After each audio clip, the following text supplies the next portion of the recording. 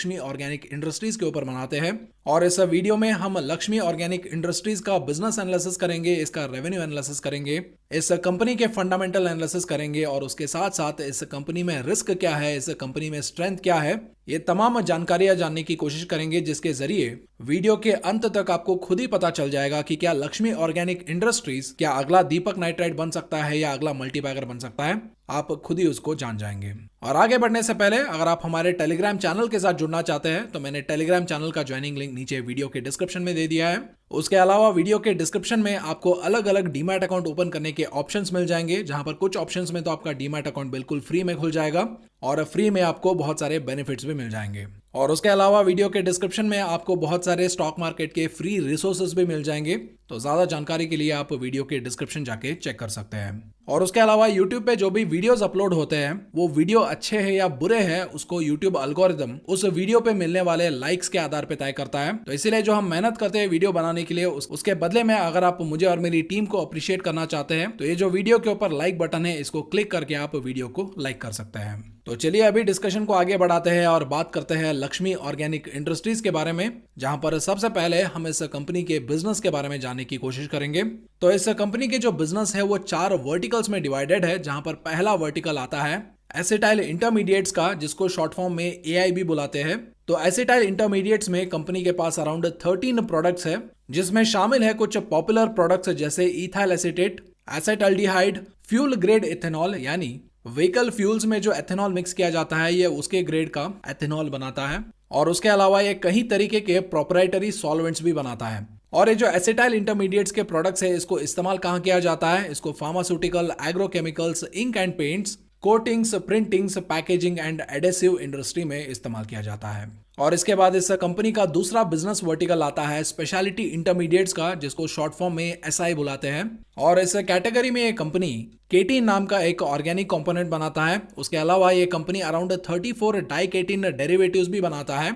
जिसमें ester, acetic anhydride, amides and aerolites भी शामिल है। और इन स्पेशलिटी इंटरमीडिएट्स को pharmaceuticals, agrochemicals, dyes and pigments, flavour and fragrance और पेंट एंड कोटिंग्स इंडस्ट्रीज में इस्तेमाल किया जाता है। और कंपनी के जो 2 बिजनेस वर्टिकल्स है, एसिटाइल इंटरमीडिएट्स और स्पेशलिटी इंटरमीडिएट्स का, ये दोनों मिलके कंपनी का कोर बिजनेस बनाते हैं, यानी कंपनी सबसे ज्यादा इन्हीं केमिकल्स को बनाता है और कंपनी का जो रेवेन्यू है वो इन्हीं 2 वर्टिकल से सबसे ज्यादा आता है। और इसके बाद इसका तीसरा बिजनेस वर्टिकल आता है फ्लोरो स्पेशलिटी इंटरमीडिएट्स, जिसको शॉर्ट फॉर्म में FI बुलाया जाता है, जहां पर कंपनी के पास अराउंड 100 प्रोडक्ट्स के पोर्टफोलियो है जो अभी R&D and scale up stage में है, जिसका इस्तेमाल pharmaceuticals, agrochemicals, aerospace, automobiles, flame retardant industries में इस्तेमाल किया जाता है। और ये जो फ्लोरो स्पेशलिटी इंटरमीडिएट्स का नया वर्टिकल है, ये कंपनी के डाइवर्सिफिकेशन एक्शंस का नतीजा है, जहां पर कुछ टाइम पहले इन्होंने एक कंपनी को एक्वायर किया था जिसका नाम था मिथेनी, जो कि इटाली में मिलान शहर से ऑपरेट करता था, जहां पर यह कंपनी इलेक्ट्रोकेमिकल फ्लोरिनेशन और ऑर्गेनिक फ्लोरो स्पेशलिटी केमिकल्स बनाता था। तो इस कंपनी को एक्वायर करने के जरिए अभी ये कंपनी फ्लोरो स्पेशलिटी इंटरमीडिएट्स के बिजनेस में भी ऑपरेट करेगा। और उसके बाद इस कंपनी का नेक्स्ट बिजनेस वर्टिकल आता है कस्टमाइज्ड मैन्युफैक्चरिंग सर्विसेज का, जहां पर ये कंपनी स्पेसिफिक केमिकल्स की मैन्युफैक्चरिंग करेगा और इन स्पेसिफिक केमिकल्स को जो कस्टमर्स स्पेसिफिकेशंस और रिक्वायरमेंट्स बताएंगे उसी हिसाब से ये मैन्युफैक्चर करके देगा। तो ये है कंपनी के 4 बिजनेस वर्टिकल्स जिसके अंडर कंपनी ऑपरेट करता है। तो चलिए अभी कुछ फैक्ट्स के जरिए कंपनी का जो स्केल है, कंपनी का जो मार्केट लीडरशिप है, उसको भी समझने की कोशिश करते हैं। तो सबसे पहले ये कंपनी इंडिया का one of the largest ethyl acetate manufacturer है, जहां पर कंपनी के पास अराउंड 30% मार्केट शेयर है। और इंडिया से जो इथाइल एसिटेट एक्सपोर्ट होता है उसका largest exporter Lakshmi organic industries है सिंस 2018। और इंडिया में डाइकेटिन डेरिवेटिव्स का ये अकेला मैन्युफैक्चरर है, यानी इंडिया में लक्ष्मी ऑर्गेनिक इंडस्ट्रीज को छोड़ के कोई भी कंपनी डाइकेटिन डेरिवेटिव कंपोनेंट्स की या केमिकल्स की मैन्युफैक्चरिंग नहीं करता है। और इस मैन्युफैक्चरिंग मोनोपोली की वजह से डाइकेटिन डेरिवेटिव्स की मार्केट में ये कंपनी अराउंड 55% मार्केट शेयर भी होल्ड करता है, यानी बाकी 45% का जो डिमांड है उसको इंपोर्ट के जरिए फुलफिल किया जा रहा है। तो वही अगर आप इस कंपनी के बिजनेस प्रेजेंस की बात करेंगे तो इस कंपनी का बिजनेस 30 कंट्रीज में फैला है, जहां पर Argentina, Armenia, Austria, Belgium, China, चेक Republic, France, Germany, Italy, Netherlands, Portugal, Romania, Russia, Singapore, Spain, Sweden, UAE, UK और USA में प्रोडक्ट्स बेचता है। और इन तमाम इंटरनेशनल ऑपरेशंस को सपोर्ट करने के लिए कंपनी ने 3 इंटरनेशनल ऑफिसेज भी खोला है, लाइडन नीदरलैंड्स में, शंघाई चाइना में और शारजा यूनाइटेड अरब एमिरेट्स में। तो चलिए अभी डिस्कशन को आगे बढ़ाते हैं और कंपनी के रेवेन्यू सेग्रीगेशन के बारे में भी इंफॉर्मेशन जान लेते हैं। और ये इंफॉर्मेशन जानना इन्वेस्टर्स के लिए बहुत ही ज्यादा इंपॉर्टेंट होता है। फॉर एग्जाम्पल मान लीजिए कोई कंपनी मशीनरीज बेचता है और इन मशीनरीज में सबसे ज्यादा लकड़ी काटने वाला मशीन सबसे ज्यादा बिकता है और इस कंपनी के लकड़ी काटने वाले मशीन सबसे ज्यादा यूरोप में बिकते हैं। और कल मान लीजिए अगर यूरोपियन यूनियन लकड़ी काटने पे पाबंदी लगा देता है तो ऑटोमेटिकली इसका इंपैक्ट कंपनी के शेयर प्राइस पे भी पड़ेगा। और यूजुअली ऐसे जो इन्फॉर्मेशन होता है वो रिटेल इन्वेस्टर्स के पास सबसे लास्ट पहुंचता है और ऐसे केस में रिटेल इन्वेस्टर ही होता है जो सबसे ज्यादा नुकसान उठाता है। और इसी रीजन की वजह से जिस कंपनी में आप इन्वेस्ट करते हैं अगर आप उसके रेवेन्यू सेग्रीगेशन जान लेते हैं तो उसके बाद जो न्यूज़पेपर में खबरें आती है उसको आप अपने इन्वेस्टमेंट के साथ रिलेट कर पाते हैं। क्योंकि अगर किसी कंट्री में जंग छिड़ गया या किसी कंट्री के गवर्नमेंट ने नया लॉ निकाला और ऐसे कई तमाम तरीके के जो न्यूज़ होते हैं उसको आप अपने इन्वेस्टमेंट के साथ आपके जो इन्वेस्टेड कंपनी है उसके साथ रिलेट कर पाते हैं और इन एडवांस जो शेयर प्राइस पे इंपैक्ट फ्यूचर में होने वाला है उसको आप वेल इन एडवांस प्रेडिक्ट कर पाते हो और जो भी एक्शंस और मेजर्स आपके कैपिटल प्रोटेक्ट करने के लिए नेसेसरी है उसको प्लान कर पाते हो। तो चलिए अभी लक्ष्मी ऑर्गेनिक इंडस्ट्रीज के रेवेन्यू सेग्रीगेशन भी देख लेते हैं। तो इस कंपनी के जो 33% ऑफ द रेवेन्यू आता है फार्मास्यूटिकल्स इंडस्ट्री से, यानी इस कंपनी के जो केमिकल्स है उसको सबसे ज्यादा फार्मास्यूटिकल इंडस्ट्री खरीदता है। उसके बाद 27% of the revenue printing and packaging industry से आता है और 11% revenue each from agrochemical, colours and pigments and chemicals industry से और 7% की रेवेन्यू अदर इंडस्ट्री से आता है। और उसके अलावा कंपनी का एक बहुत बड़ा रेवेन्यू एक्सपोर्ट सेगमेंट से आता है। तो वही अगर आप एक्सपोर्ट सेगमेंट को सेग्रीगेट करेंगे तो 41% यूरोप से रेवेन्यू आता है, 19% मिडिल ईस्ट, 8% रशिया से, 7% अफ्रीका से, 1% चाइना से, 7% अमेरिका से और 17% रेस्ट ऑफ द एशिया से इस कंपनी को रेवेन्यू आता है। और वही अगर आप कंपनी के प्राइस चार्ट देखेंगे तो इस कंपनी ने रिसेंटली आईपीओ लॉन्च किया था और आईपीओ के बाद से कंपनी ने अराउंड 120.31% का रिटर्न्स डिलीवर किया है। और वही अगर आप कंपनी के प्रो इन्वेस्टमेंट चेकलिस्ट देखेंगे तो डिफॉल्ट प्रोबेबिलिटी यहां पर लो दिखाई दे रहा है। कंपनी के क्वालिटी चेक्स इनसफिशिएंट डेटा की वजह से डिस्प्लेड नहीं है और वही कंपनी का जो ग्रोथ स्कोर है वो सैटिस्फैक्टरी परफॉर्मेंस देता है। और वही अगर आप मार्केट कैप के हिसाब से इस कंपनी को क्लासिफाई करेंगे तो ये एक स्मॉल कैप कंपनी है जहां पर कंपनी का मार्केट कैप अराउंड 9,552 करोड़ के आसपास है और मार्केट कैप के अकॉर्डिंग इसका रैंकिंग आता है 331।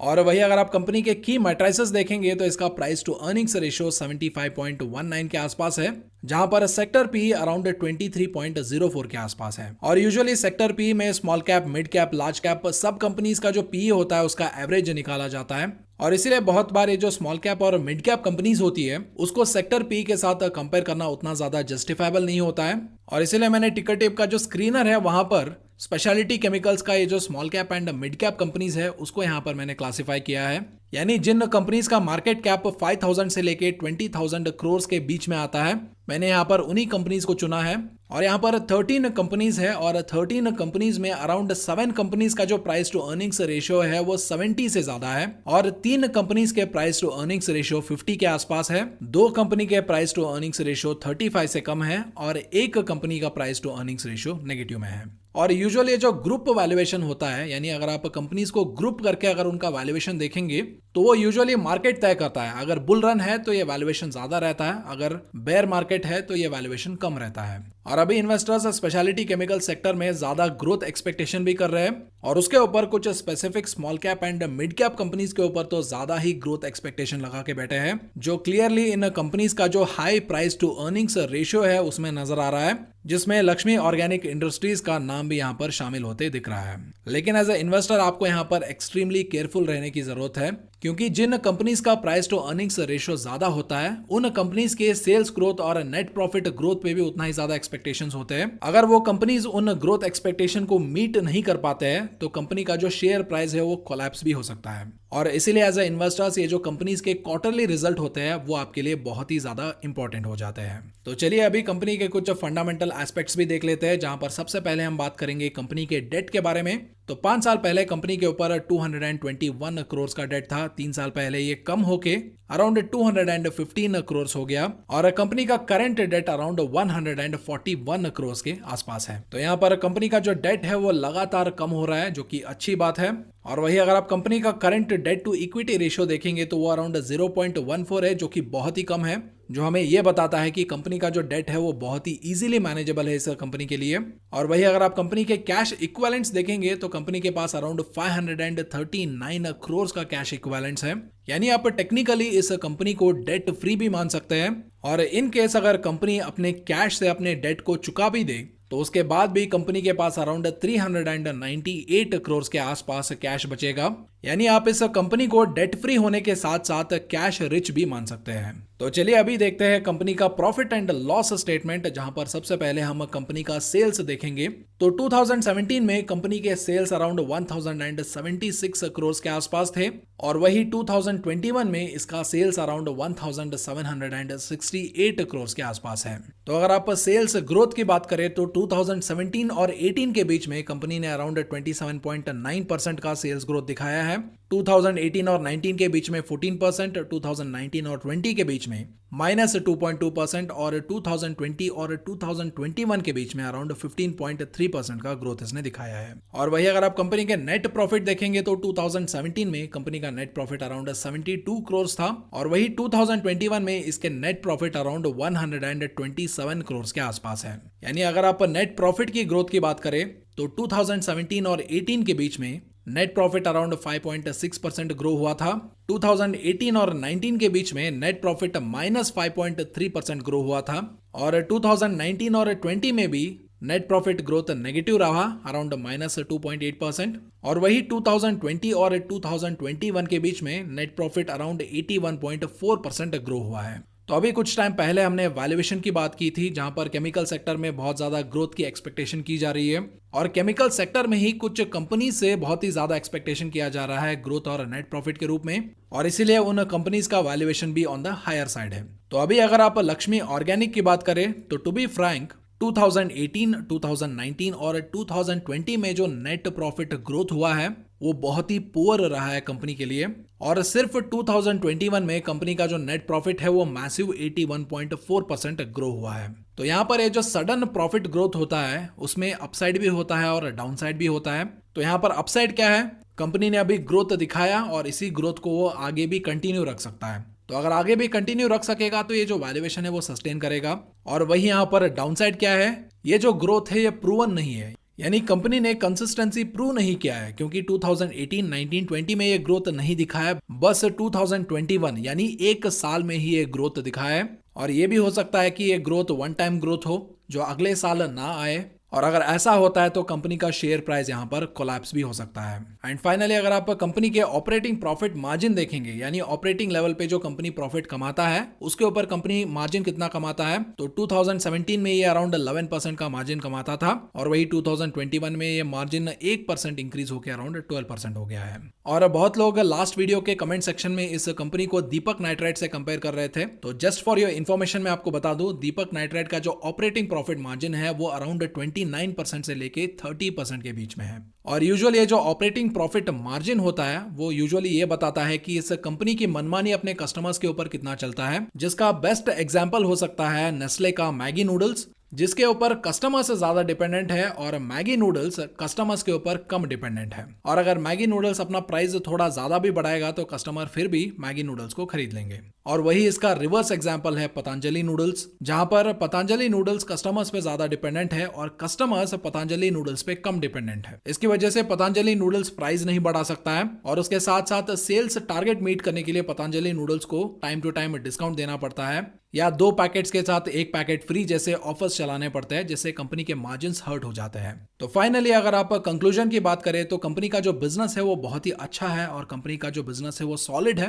क्योंकि कुछ प्रोडक्ट्स एरिया में कंपनी की मोनोपोली भी है, और कुछ प्रोडक्ट कैटेगरी में ये लार्जेस्ट मैन्युफैक्चरर और लार्जेस्ट एक्सपोर्टर भी है। और उसके अलावा कंपनी जो प्रोडक्ट्स प्रोड्यूस करता है उनके एप्लीकेशंस बहुत ही ज्यादा वाइड है, और कंपनी का जो प्रोडक्ट पोर्टफोलियो है वो भी वेल डाइवर्सिफाइड है अलग अलग सेक्टर्स में। लेकिन अभी अगर आप कंपनी का वैल्यूएशन देखेंगे तो वो लास्ट 1 ईयर में जो ग्रोथ हुआ है उस पर डिपेंडेंट लग रहा है, क्योंकि उससे पहले का जो ग्रोथ है वो उतना ज्यादा कुछ स्पेशल नहीं रहा है। और इसीलिए बहुत ही ज्यादा इंपॉर्टेंट हो जाता है कि अगर कंपनी इस करंट वैल्यूएशन पे फ्यूचर में भी ट्रेड करना चाहता है तो आगे आने वाले जो क्वार्टरली रिजल्ट्स है उसमें कंपनी को ग्रोथ दिखाना पड़ेगा अपने नेट प्रॉफिट में और अपने सेल्स में। एंड एज अ इन्वेस्टर अगर आप इसमें इन्वेस्ट करते हैं तो आपको क्वार्टरली रिजल्ट्स यहाँ पर थरोली ट्रैक भी करना पड़ेगा। और इसके अलावा मार्केट करेक्शन के रूप में भी यहाँ पर एक और रिस्क हो सकता है, क्योंकि जब भी मार्केट करेक्ट होता है तो ये जो हाई वैल्यूएशन वाले स्टॉक्स जो होते हैं वो यूजुअली सबसे ज्यादा करेक्ट होते हैं, और इसीलिए ऐसे स्टॉक्स जो होते हैं वो हाई रिस्क एपेटाइट वाले इन्वेस्टर्स को ही सूटेबल होते हैं, क्योंकि शॉर्ट टर्म में जो फ्लक्चुएशन की चांसेस होते हैं वो थोड़ा ज्यादा होता है। तो वही अगर आप लॉन्ग टर्म की बात करें तो जैसा कि मैंने ऑलरेडी बताया था, कंपनी का बिजनेस अच्छा है, कंपनी का बिजनेस सॉलिड है, और इसीलिए जिस तरीके से लास्ट ईयर में इसने ग्रोथ दिखाया है उसी तरीके से ये आगे आने वाले क्वार्टर्स में भी ग्रोथ दिखाना कंटिन्यू करता है, तो ये कंपनी लॉन्ग टर्म इन्वेस्टिंग के लिए भी सूटेबल हो सकता है। तो ये था मेरा ओपिनियन लक्ष्मी ऑर्गेनिक इंडस्ट्रीज के ऊपर, लेकिन आपका ओपिनियन इस कंपनी के ऊपर क्या है उसको कमेंट सेक्शन में जरूर लिखें। क्या आप इस कंपनी के ऊपर पॉजिटिव है, क्या आप इस कंपनी के ऊपर नेगेटिव है, उसको कमेंट सेक्शन में जरूर लिखें। और उसके साथ साथ अगर आपको कोई और स्टॉक का एनालिसिस चाहिए तो उस कंपनी का नाम भी कमेंट सेक्शन में जरूर लिखें। अगर उस कंपनी के ऊपर ज्यादा कमेंट्स आते हैं तो हम पूरी कोशिश करेंगे कि उस कंपनी के ऊपर एक सेपरेट एनालिसिस वीडियो बनाएं। तो अगर आज का वीडियो अगर आपको पसंद आए तो वीडियो को लाइक जरूर करें, और अगर आज की वीडियो से आपने अगर कुछ सीखा है तो मेक श्योर आप इस नॉलेज को दूसरों के साथ भी शेयर करें और दूसरों को भी इसे सिखाने की कोशिश करें। तो चलिए मैं आपसे मिलता हूं एक और